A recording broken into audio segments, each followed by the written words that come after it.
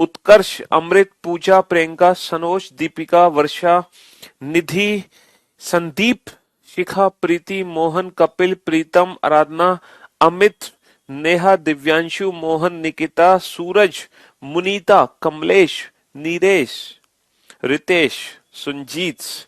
A very good afternoon, all of you. Good afternoon, good afternoon, good afternoon. जी हाँ, तो भाई आज शायद हम डायरेक्शन चैप्टर को खत्म करने वाले हैं। डायरेक्शन एंड डिस्टेंस, दिशा और दूरी।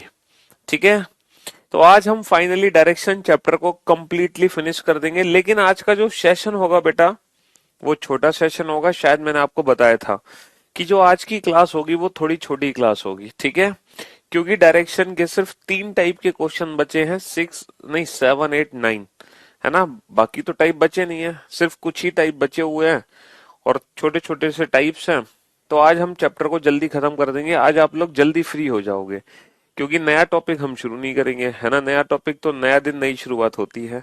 चलिए, तो मेरे भाई, मेरे दोस्त, डायरेक्शन एंड डिस्टेंस में आगे बढ़ते हैं और देखते हैं हम कहां तक पहुंच चुके थे। डायरेक्शन एंड डिस्टेंस के कितने क्वेश्चन हम लोग सॉल्व कर चुके थे और कितने क्वेश्चन सॉल्व करना बाकी रह गए हैं, जानते हैं पीडीएफ से। ये सारे क्वेश्चन हम लोग सॉल्व कर चुके हैं, जितने क्वेश्चन आपके स्क्रीन पर आ रहे हैं ये सारे क्वेश्चन हम लोग सॉल्व कर चुके हैं। ठीक है, ये सारे क्वेश्चन हम लोग सॉल्व कर चुके हैं। ठीक है, यहां तक तो टाइप 4 चल रहा है। टाइप 4 अभी तक टाइप 4 है। फिर हमने टाइप 5 को शुरू कर दिया था, जिसमें डायरेक्शन को हम चेंज कर देते हैं। टाइप 5 को हमने शुरू कर दिया था। फिर हमने टाइप 6 को भी शुरू कर दिया था, जिसमें व्यक्ति योगा करता है। टाइप 6, तो टाइप 5 और टाइप 6 ये 2 टाइप हमने लास्ट सेशन में पढ़े थे। और इसके बाद हम पहुंच चुके हैं क्वेश्चन नंबर 42 पर। क्वेश्चन नंबर 42 पर पढ़ चुके हैं, जो है रिलेटेड टू टाइप 7। और रिलेटेड टू टाइप 7 मतलब शेडो से रिलेटेड, जिसमें परछाई वाले क्वेश्चन पूछे जाते हैं। कौन से क्वेश्चन पूछे जाते हैं भाई? परछाई वाले। तो पहले मैं इस क्वेश्चन को प्रैक्टिकली करके दिखाऊंगा आपको, फिर मैं एक डायरेक्ट ट्रिक बताऊंगा, ताकि आप अपने क्वेश्चन का आंसर विद इन 5 सेकेंड दे सके। ठीक है, पहले हम मेन कंसेप्ट समझते हैं। एक सुबह 2 दोस्त, कविता और रीता। अच्छा, सुबह की अगर हम बात करें, अगर हम डायरेक्शंस की बात करें, तो हमारी जो डायरेक्शंस है वो ऐसे हैं, ईस्ट, वेस्ट, नॉर्थ, साउथ। तो अच्छा, अगर हम सुबह की बात करते हैं, तो बेटा ये बताओ, सुबह जो सन होगा वो किस डायरेक्शन में होगा? Sir, sun rises in the east, है ना। सन भाई, सूर्य जो है पूर्व में उदय होता है। आप सभी जानते हैं कि अगर हम सुबह की बात करें, तो देखो पहली बात तो यह है, जब शेडो का क्वेश्चन एग्जाम में आएगा ना, तो शेडो का क्वेश्चन जब पेपर में आएगा तो 2 ही केस बनेंगे, या तो मॉर्निंग या फिर इवनिंग। अच्छा, यहाँ पे मॉर्निंग का मतलब है जस्ट आफ्टर सनराइज और इवनिंग का मतलब है जस्ट बिफोर सनसेट। तो जब हम सुबह की बात करते हैं तो उसका मतलब है ठीक सूर्य उदय होने के बाद, और जब हम शाम की बात करते हैं तो उसका मतलब है ठीक सूर्य अस्त होने से पहले। अच्छा, यहाँ पे आफ्टरनून का कोई केस नहीं है। आप ये मत सोचना कि सर आफ्टरनून का भी कोई केस बनेगा। देखो, आफ्टरनून का कोई केस नहीं है। ठीक है, या तो यहाँ पे मॉर्निंग की बात होगी या यहाँ पे इवनिंग की बात होगी। मॉर्निंग का मतलब जस्ट आफ्टर सनराइज, इवनिंग का मतलब जस्ट बिफोर सनसेट। ठीक है दोस्त, हाँ जी। तो ये सुबह की बात हो रही है। सुबह, सुबह का मतलब जब सूरज हमारा पूर्व दिशा में है, यानी कि सूर्य हमारा यहाँ पर है। सुबह भाई जो सन होगा वो ईस्ट डायरेक्शन में होगा। ईस्ट डायरेक्शन ये है, ये सन है हमारा। ठीक है, हाँ जी। पहले मैं इस क्वेश्चन को प्रैक्टिकली आपको करके दिखा रहा हूं, फिर मैं डायरेक्ट ट्रिक बताऊंगा आपको। ठीक है, हाँ जी। 2 दोस्त, कविता और रीता, एक दूसरे से बातें कर रही थी। 2 दोस्त हैं, कविता और रीता। इन दोनों में से एक कविता है और एक रीता है। ये दोनों एक दूसरे की तरफ मुख करके बातें कर रही थी। अच्छा, जिस व्यक्ति का फेस साउथ में है उसका ये लेफ्ट हैंड है और ये राइट हैंड है, और जिस व्यक्ति का फेस नॉर्थ में है उसका ये राइट हैंड होगा। नॉर्थ वाले का ये राइट हैंड होगा और ये लेफ्ट हैंड होगा। इतनी सी बात तो हर कोई जानता है। हाँ जी। तो 2 दोस्त, कविता और रीता, एक दूसरे से एक दूसरे से बातें कर रही थी। कविता का यदि इस समय कविता की परछाई रीता के ठीक बाईं ओर हो। अच्छा ये बताओ, परछाई, हम लोग एक बात बहुत अच्छे से जानते हैं कि अगर हमारा सूरज यहाँ पर है, अगर सन यहाँ पर है, तो इन दोनों व्यक्तियों की जो परछाई होगी बेटा वो यहाँ पर होगी। बेटा परछाई तो यहाँ होगी ना, ठीक सूर्य की विपरीत दिशा में जो शेडो होती है वो हमेशा अपोजिट टू सन होती है। इतनी सी बात आप लोग जानते हो कि नहीं जानते? तो इन दोनों व्यक्तियों की जो परछाई है, इसकी भी परछाई बेटा यहाँ गिरेगी और इसकी भी जो परछाई है, इसकी भी जो परछाई है बेटा वो यहाँ गिरेगी। तो इन दोनों व्यक्तियों की परछाई इस साइड होगी, है ना? इन दोनों व्यक्तियों की परछाई इस साइड होगी। ठीक है साहब। अब देखो क्वेश्चन में क्या लिखा गया है।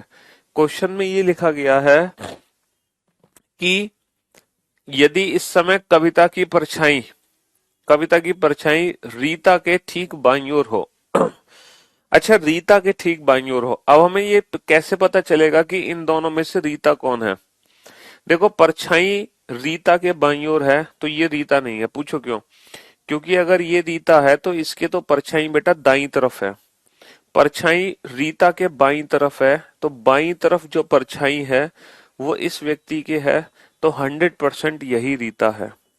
और अगर ये रीता है तो डेफिनेटली फिर ये कविता है। तो बेटा एक चीज याद रखना, अगर परछाई हमारे लेफ्ट और राइट पर होती है, अगर परछाई हमारे दाईं या बाईं तरफ होती है, तो पर्सन का जो फेस होता है वो नॉर्थ और साउथ में ही हो सकता है। क्योंकि जब नॉर्थ और साउथ में फेस होता है तभी परछाई हमारे लेफ्ट राइट पे पड़ सकती है, अदरवाइज परछाई हमारे लेफ्ट राइट पे नहीं पड़ सकती। तो बेटा ये तो प्रैक्टिकल मैंने आपको करके दिखा दिया इस क्वेश्चन का। लेकिन अब इसी क्वेश्चन को आप विद इन 2-3 सेकेंड कैसे सॉल्व करेंगे, वो भी विदाउट पेन, अब ये सीखते हैं। कंसेप्ट समझ आ गया तो बहुत अच्छी बात है, अगर नहीं समझ आया तो उससे भी ज्यादा अच्छी बात है। कंसेप्ट अगर आपको नहीं समझ आया तो बहुत बढ़िया बात है।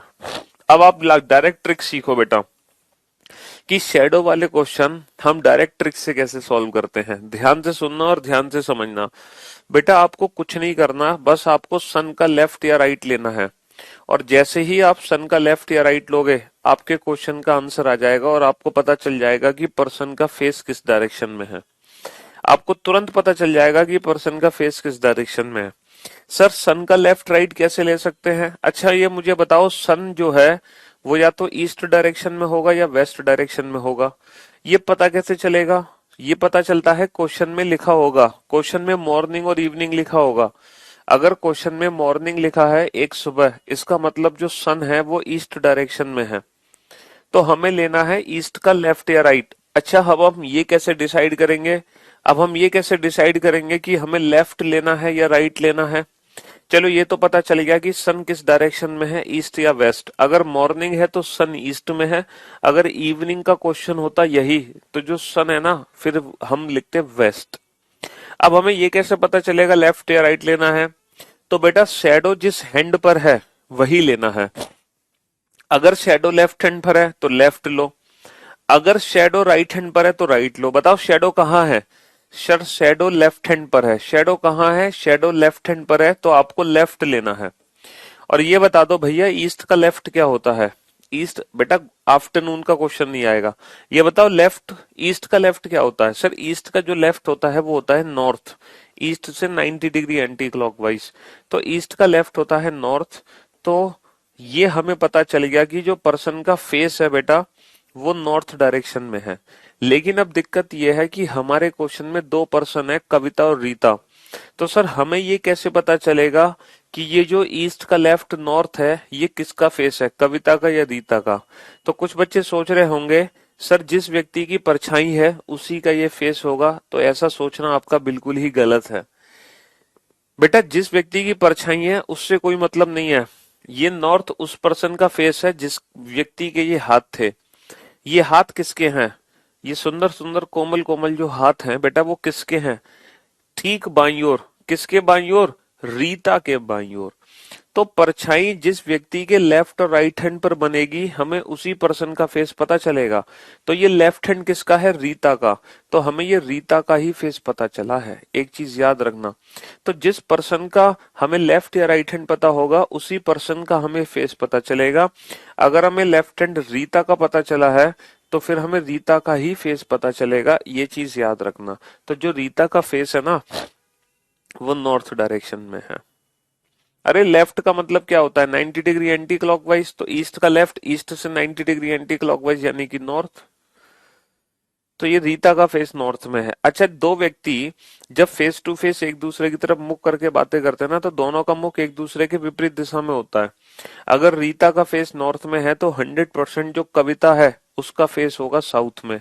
100% जो कविता है उसका फेस होगा साउथ में। तो मेरे भाई मेरे दोस्त, ये तो है कंसेप्ट, ठीक है, ये है प्रैक्टिकल, मैंने आपको करके दिखाया। और अगर आपको प्रैक्टिकल समझ नहीं आया तो कोई बात नहीं, क्योंकि एग्जाम में वैसे करना भी नहीं है आपको। एग्जाम में तो आपको डायरेक्ट ट्रिक यूज करनी है ये। तो शैडो वाला जब क्वेश्चन आएगा तो आपको कुछ नहीं करना, बस ईस्ट का लेफ्ट राइट रखना है। ईस्ट को कहां से लाए? ईस्ट कहां से लाए? अरे भैया, अगर मॉर्निंग का केस है तो सुबह सुबह जो सन होता है वो ईस्ट डायरेक्शन में होगा। अगर इवनिंग का केस है तो जो सन होगा वो वेस्ट डायरेक्शन में होगा। तो सन की दो डायरेक्शन होती हैं, ईस्ट और वेस्ट। ये किस पे डिपेंड करेगी? ये डिपेंड करेगी मॉर्निंग और इवनिंग। अगर मॉर्निंग का टाइम है तो जो सन है वो ईस्ट में है, और अगर इवनिंग का टाइम है तो जो सन है वो बेटा वेस्ट में है। ठीक है, हाँ जी।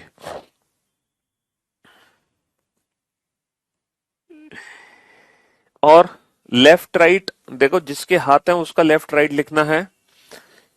अब अगला जब क्वेश्चन आएगा तो मुझे उम्मीद है कि आप 5 सेकंड में सॉल्व कर दोगे, और मैं इस क्वेश्चन को अब रिपीट नहीं करूंगा, क्योंकि ये क्वेश्चन जो रिपीट होगा वो अगले क्वेश्चन में होगा।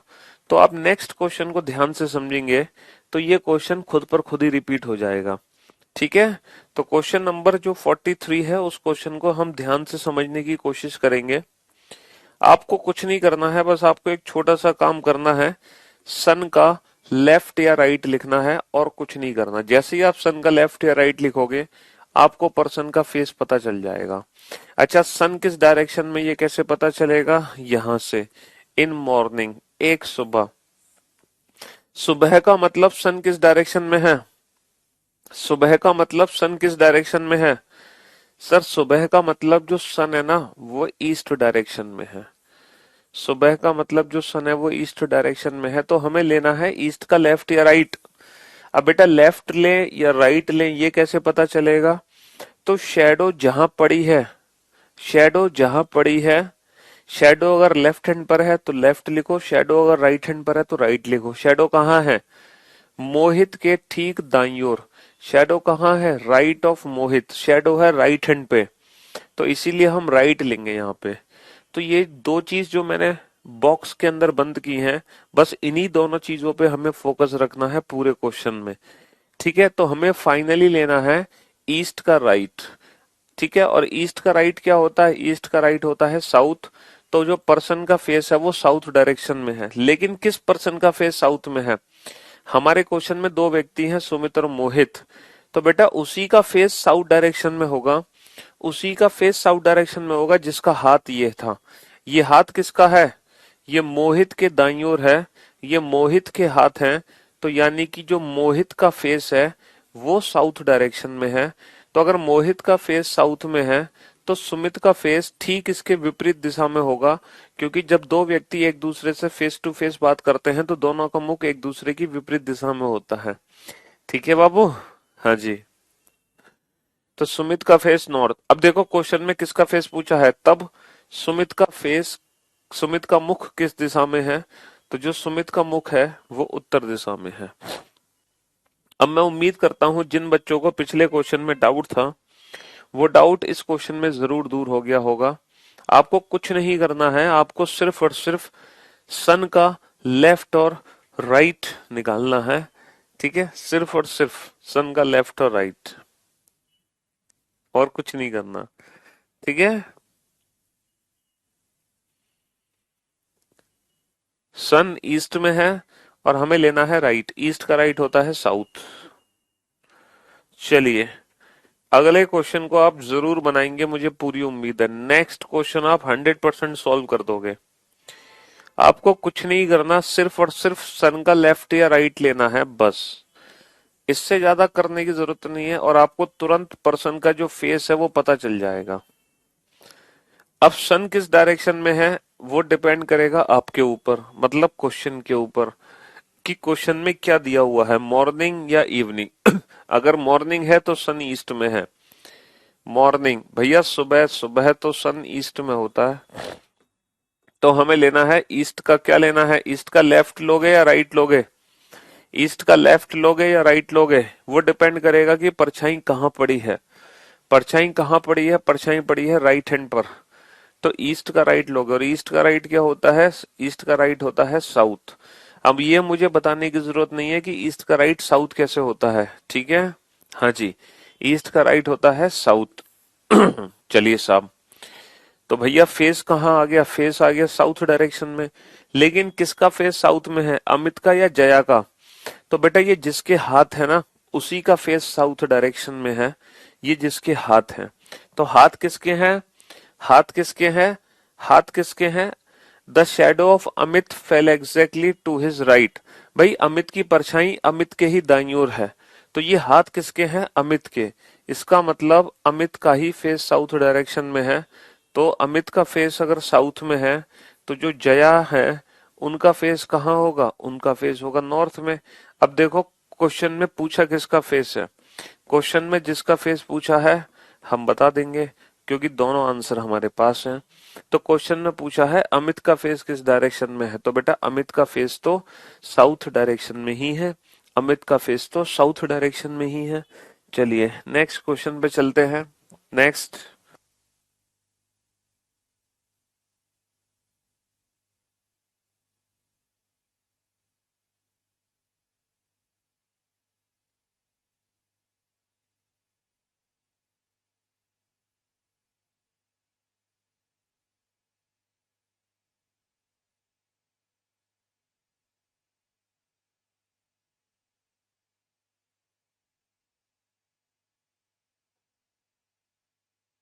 हाँ जी, बताओ फटाक से बताओ, जल्दी से आंसर दो। हम्म। एक शाम दो दोस्त दीपक और रोहन एक दूसरे से बातें कर रहे थे। तो शेडो वाले क्वेश्चन में हमें करना कुछ नहीं है, हमें तो सन का लेफ्ट राइट लेना है, सन का left right.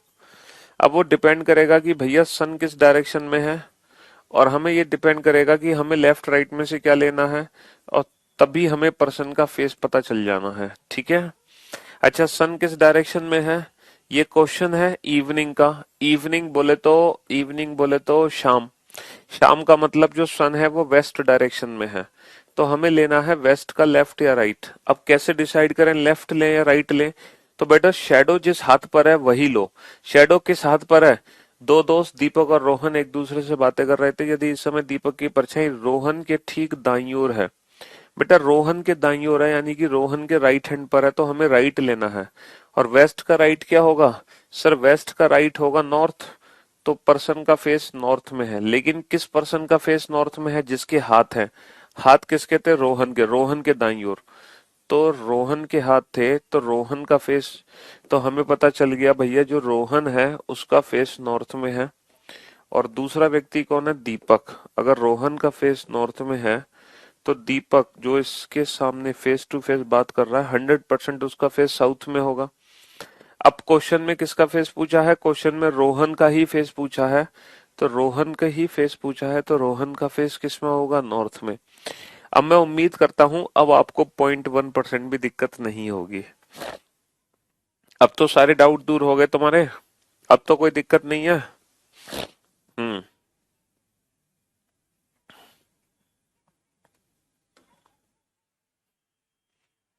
Next question number 46। Question number 46, no doubt. अरे आफ्टरनून वाला क्वेश्चन नहीं आएगा यार, क्योंकि परछाई जो है या तो लेफ्ट राइट पे बनती है या फिर बनती है आगे पीछे। बेटा परछाई ऊपर नीचे नहीं बनती, ना परछाई ऊपर बनती है ना परछाई नीचे। या तो परछाई बनेगी बाईं ओर या दाईं ओर, या फिर परछाई बनेगी आगे या पीछे। समझे बाबू। हम्म। सन किस डायरेक्शन में है? एक शाम, शाम का मतलब जो सन है वो वेस्ट डायरेक्शन में है। वेस्ट का क्या लोगे, लेफ्ट या राइट? ठीक उसके दाईं ओर है। बेटा परछाई दाईं ओर है, इसीलिए वेस्ट का लेंगे राइट, और वेस्ट का राइट होता है नॉर्थ। तो ये पर्सन का फेस नॉर्थ में आ गया, लेकिन किस पर्सन का फेस नॉर्थ में है? सर पूरे क्वेश्चन में सिर्फ अकेला गोपाल ही व्यक्ति है, तो 100% ये गोपाल का ही फेस है जो कि नॉर्थ डायरेक्शन में है। क्योंकि मेरे दोस्त, मेरे भाई, ये जो हाथ हैं ये गोपाल के ही हाथ हैं, खंबे के हाथ नहीं है। तो ये मत समझना कि सर ये तो खंबे का राइट हैंड है तो खंबे का दाईं तरफ परछाई है, ऐसा नहीं है बेटा। खंबे के हाथ, कभी किसी खंबे के हाथ देखे हैं तुमने? हाँ सर, खंबे के हाथ होते हैं ना, जो बिजली के तार निकले रहते हैं खंबों से, वो उनके हाथ ही तो हैं। तो ऐसा नहीं है भाई। देखो यहाँ पे लिखा हुआ है टू हिज राइट, और जो हिज वर्ड है ना वो गोपाल के लिए है, हिज वर्ड। खंबे के लिए हिज वर्ड यूज नहीं हो सकता, ठीक है। अगर हिंदी में देखें तो खंबे की परछाई ठीक उसके दाईं ओर है, तो खंबे की परछाई खंबे के दाईं ओर नहीं बन सकती है, गोपाल के ही दाईं ओर बनेगी। चलिए नेक्स्ट। बेटा शैडो पोल की है, शैडो गोपाल की है, शैडो किसकी है, इट डजेंट मैटर, उससे कोई फर्क नहीं पड़ता है कि शैडो है किसकी, परछाई किसकी है, इससे कोई फर्क नहीं पड़ता। मेरे दोस्त, मेरे भाई, अगर मेरे लेफ्ट हैंड पे परछाई है ना, चाहे वो किसी की भी हो, चाहे वो, है ना, किसी भी व्यक्ति की हो, खंबे की हो, पेड़ की हो, कार की परछाई हो, साइकिल की हो, रिक्शे की हो, अगर मेरे लेफ्ट हैंड पे परछाई है, चाहे वो किसी की हो, है ना, इसका मतलब पता है क्या है? कि मेरे राइट हैंड पर सन है, मेरे राइट हैंड पे लाइट है, लाइट। तो परछाई है किसकी उससे कोई फर्क नहीं पड़ता, फर्क पड़ता है कि परछाई कहाँ पर है।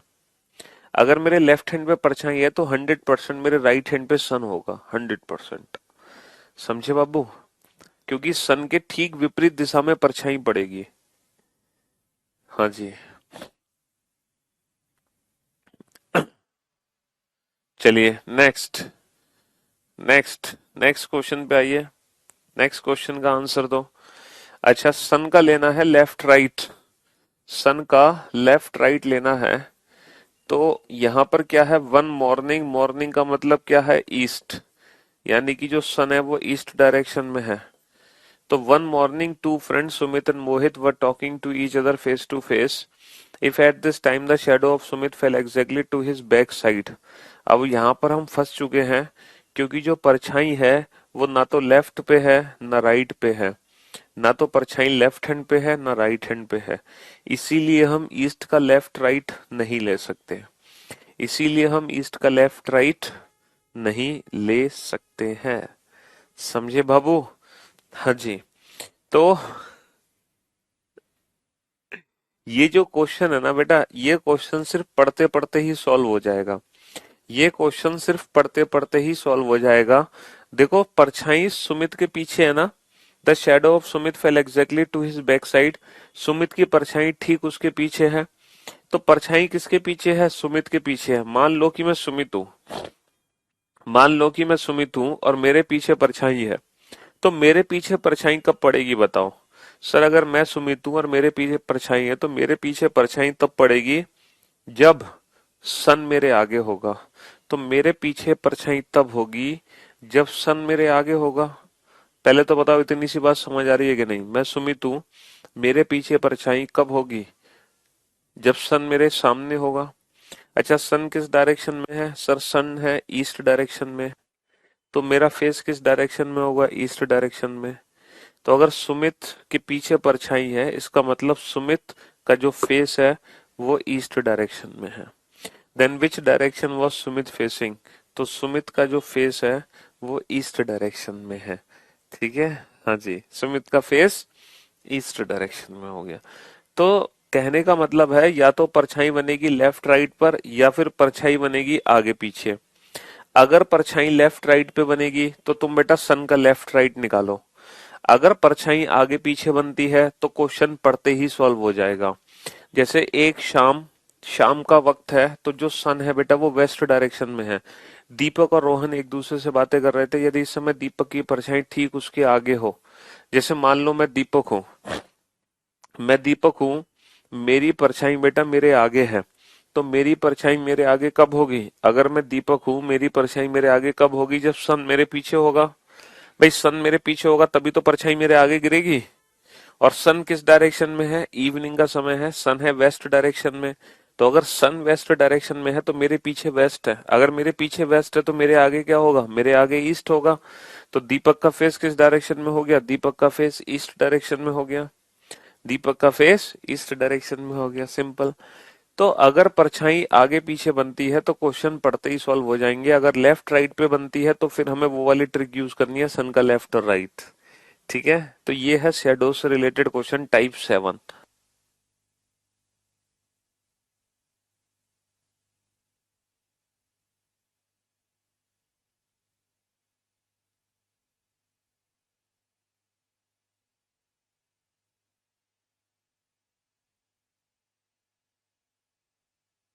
हाँ जी, तो ये था टाइप 7 रिलेटेड टू शैडो। और मुझे उम्मीद है कि अब आप शैडो वाले क्वेश्चंस को चुटकी बजाते ही सॉल्व कर सकते हो। कौन सी चुटकी? थैनेस वाली चुटकी मत बजा देना, वरना तुम दुनिया को तबाह कर दो है। हाँ जी। क्या पता कैसे चलेगा? है पता कैसे चलेगा? क्या पता कैसे चलेगा कि तुम गधे हो कि नहीं? हाँ, तो टाइप 7 कंप्लीट हो गई। और क्या है टाइप 7 में? इसके अलावा कुछ भी नहीं है। अब आ जाओ टाइप 8 पर। अच्छा, टाइप 8 बहुत इजी है। टाइप 8 बहुत इजी है। और ये जो टाइप 8 है ना, ये है किससे रिलेटेड पता है? ये है ट्रेन एंड स्मोक से रिलेटेड। अच्छा, आप लोगों को पता होगा कि स्मोक की डायरेक्शन क्या होती है? स्मोक धुएं की जो दिशा होती है वो क्या होती है? धुएं की दिशा, भाई आप लोग बहुत अच्छे से जानते हैं। जो धुएं की दिशा होती है हाँ जी, जो धुएं की दिशा होती है, आप एक बहुत अच्छे से जानते हैं, जो धुएं की दिशा होती है वो होती है opposite to running train. Opposite to running train. जो धुएं की दिशा होती है वो चलती हुई ट्रेन के ठीक विपरीत दिशा में। धुआं, जो ट्रेन है बेटा वो कोयले वाली है।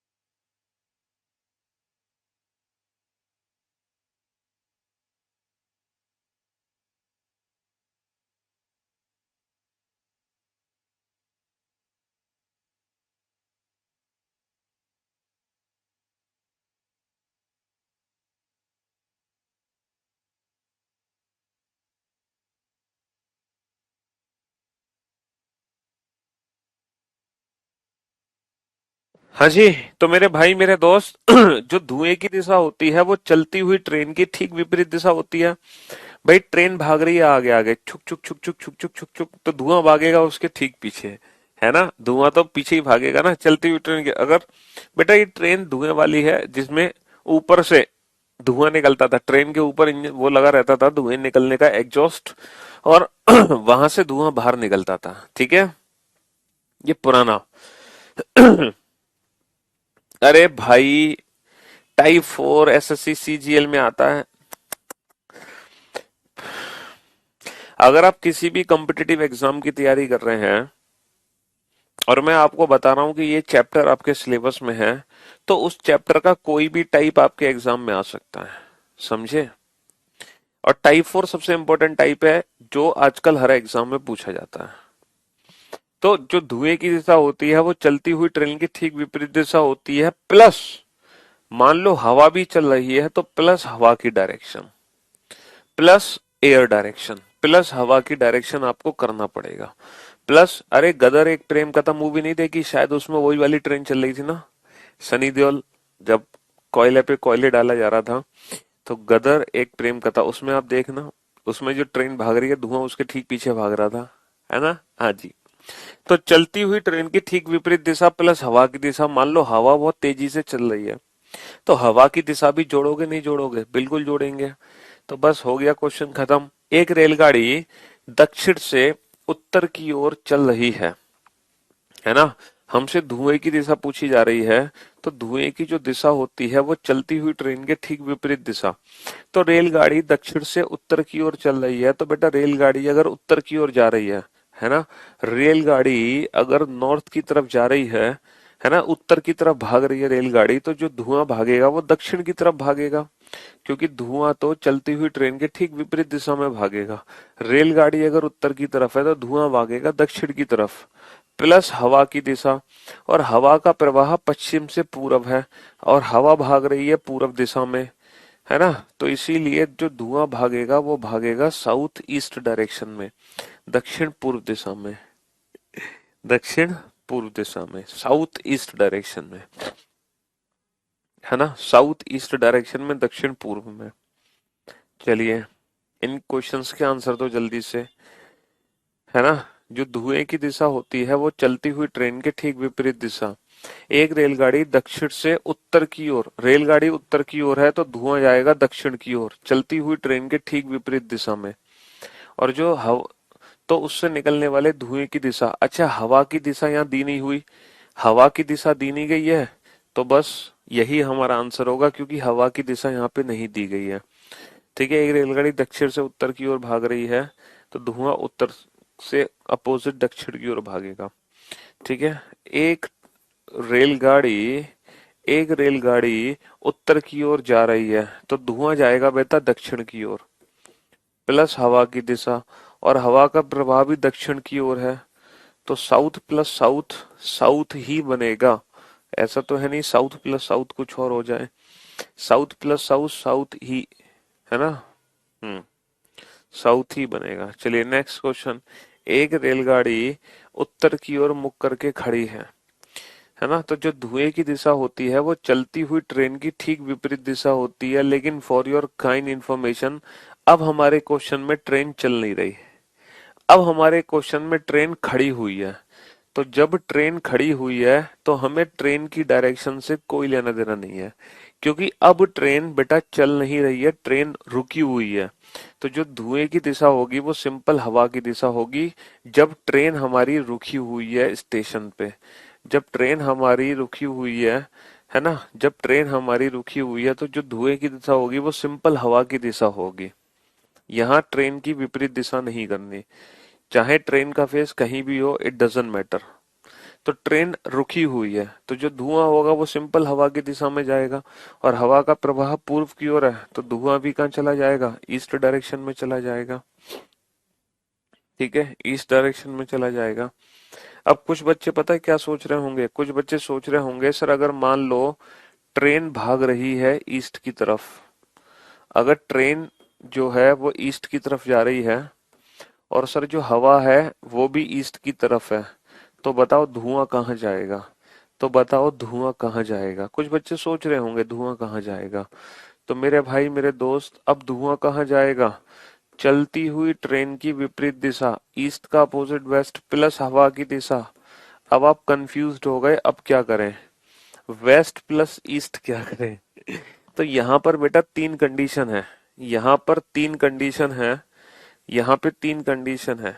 अगर बेटा पहली कंडीशन है, अगर ट्रेन की वेलोसिटी हवा से ज्यादा है तो जो धुआं होगा वो वेस्ट में जाएगा, है ना, ट्रेन के अकॉर्डिंग। अगर ट्रेन की वेलोसिटी हवा से ज्यादा है, अगर एयर वेलोसिटी ज्यादा है ट्रेन की वेलोसिटी से, तो फिर जो धुआं होगा वो ईस्ट में जाएगा। और अगर दोनों की वेलोसिटी बराबर है तो धुआं कुछ नहीं, धुआं जाएगा ऊपर की दिशा में, अपवर्ड डायरेक्शन में। और अगर वेलोसिटी डिफाइन नहीं है, अगर वेलोसिटी डिफाइन नहीं है तो फिर कैन नॉट बी डिटरमाइन, तो इस क्वेश्चन का आंसर होगा कैन नॉट बी डिटरमाइन। तो फिर इस क्वेश्चन का आंसर होगा can not be determine. Train चल नहीं रही है लेकिन ट्रेन स्टार्ट तो है बेटा। ट्रेन चल नहीं रही है, ट्रेन स्टार्ट थी, रुकी हुई ट्रेन जो थी। तो फिर कैन नॉट बी डिटरमाइन होगा अगर हमें वेलोसिटी दी नहीं हुई तो। फिर होगा कैन नॉट बी डिटरमाइन। चलिए साहब, अब चलते हैं इस चैप्टर की लास्ट टाइप पर। आखिरी टाइप पर हम पहुंच चुके हैं, टाइप 9। और ये जो टाइप 9 है ना बेटा, ये टाइप 4 की ही एडवांस फॉर्म है। ये टाइप 4 की ही एडवांस फॉर्म है, टाइप 9। और इसको बोलते हैं coded direction.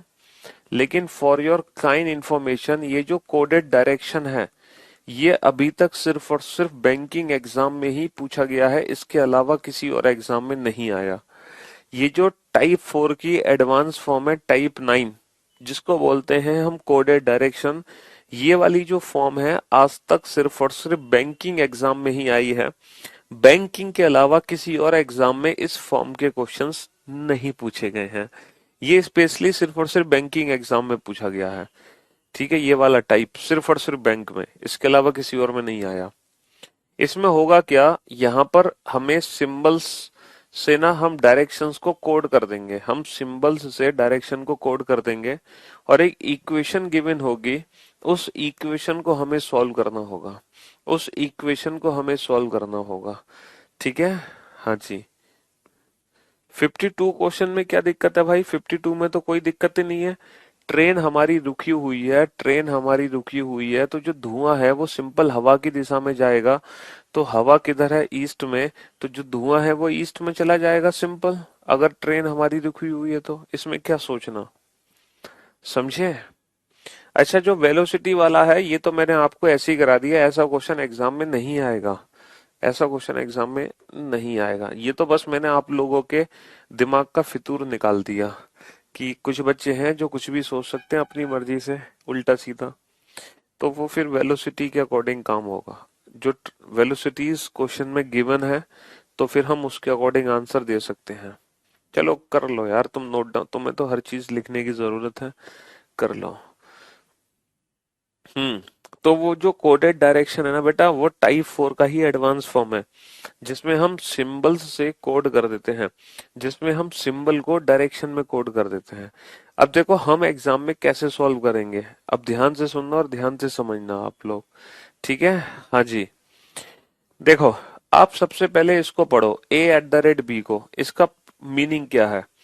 Sir, A at the rate का मीनिंग हम कैसे निकालें कि ए एट द रेट का मतलब क्या है, A at the rate B का? देखो, P at the rate Q को इन्होंने क्या पढ़ा है कि पी क्यू के 6 किलोमीटर पूरब में है, P is 6 kilometre east of Q. इन्होंने P at the rate Q को क्या रीड किया है? P is 6 kilometre east of Q. अब देखो यहाँ पे लिखा हुआ है A at the rate B. अब मेरे भाई मेरे दोस्त, अगर मैं P को A से रिप्लेस कर दूं और Q को B से रिप्लेस कर दूं, तो यहाँ भी मुझे P को A से रिप्लेस करना पड़ेगा और Q को B से रिप्लेस करना पड़ेगा। तो जो पहले इक्वेशन थी P is 6 kilometre east of Q, अब वही इक्वेशन क्या बन गई A eight the rate B में? वो इक्वेशन बन गई A is 6 kilometre east of B। तो यानी कि अब हम इसको कैसे पढ़ेंगे कि ए बी के पूरब में 6 किलोमीटर है, A is 6 kilometre east of B. लेकिन ये कैसे पढ़ा हमने? ऊपर वाले इक्वेशन को देखकर। तो ये इंफॉर्मेशन एग्जाम में हमें गिवन होगा। ठीक है, इसको घर से रट के मत चले जाना, ये इंफॉर्मेशन एग्जाम में हमें दी जाती है और ये इंफॉर्मेशन कुछ भी हो सकती है, इसको बदल भी सकते हैं पेपर में। आप लोगों का तो काम क्या है? फिगर बनाना बस। तो जो इंफॉर्मेशन आपको मिली है उसके अकॉर्डिंग आप फिगर बना दो।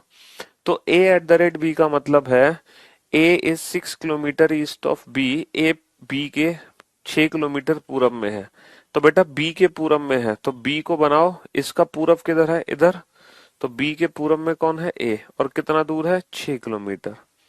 अच्छा, नेक्स्ट इक्वेशन पढ़ो, बी हैज सी।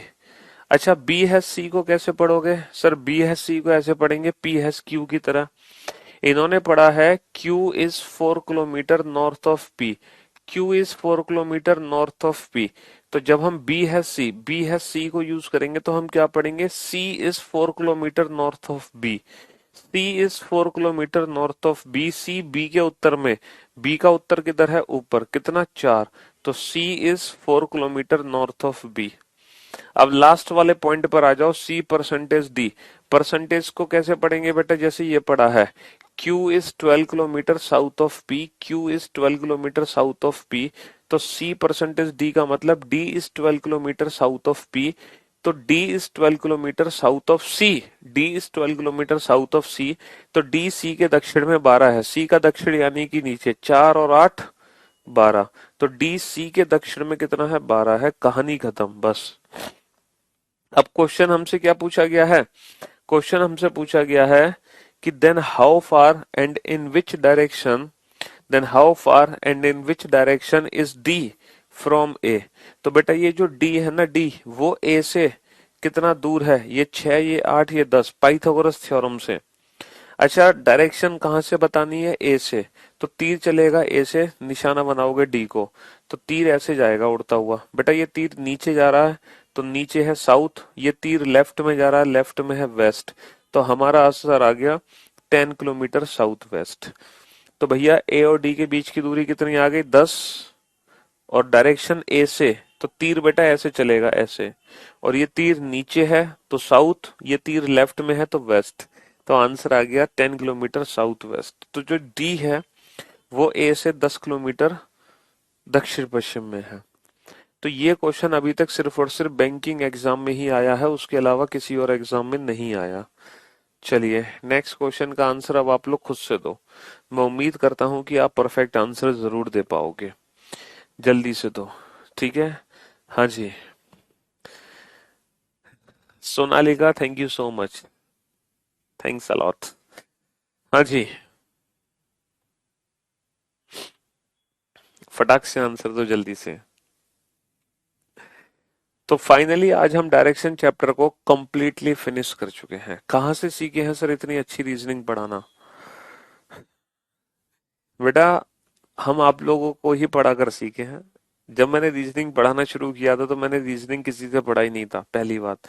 इसीलिए आप लोग देखते हो कि जो मेरे पास अप्रोचेस हैं वो सारी यूनिक हैं, क्योंकि ये सब कुछ मेरे द्वारा खुद ही बनाई गई है। मैंने आप लोगों को पढ़ा कर ही पढ़ाना सीखा है, ठीक है। तभी तो हमें पता रहता है कि आप लोगों के मन में चल क्या रहा है। बहुत ही बार ऐसा होता होगा ना, बहुत बार ऐसा होता होगा कि आपके मन में जो क्वेश्चन होता है वो मैं पहले ही बता देता हूँ कि आपका ये डाउट है, तो उसके पीछे रीजन यही है, क्योंकि आप लोगों को पढ़ा कर ही हमने पढ़ाना सीखा है। तो हम पहले से जानते हैं कि आप लोगों के मन में क्या क्या डाउट्स उत्पन्न हो सकते हैं, ठीक है। हाँ जी।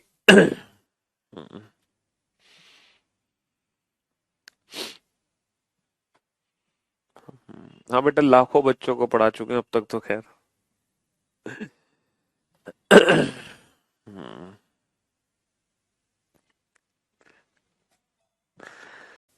टाइप 4 के अलावा जितने भी क्वेश्चन है वो हमने मेंटो जिंदगी से किए थे, लेकिन टाइप 4 को हमें आम जिंदगी से ही पढ़ना है। चलिए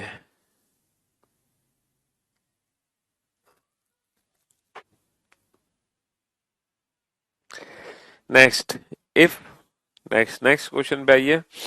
आर आर हैज एस।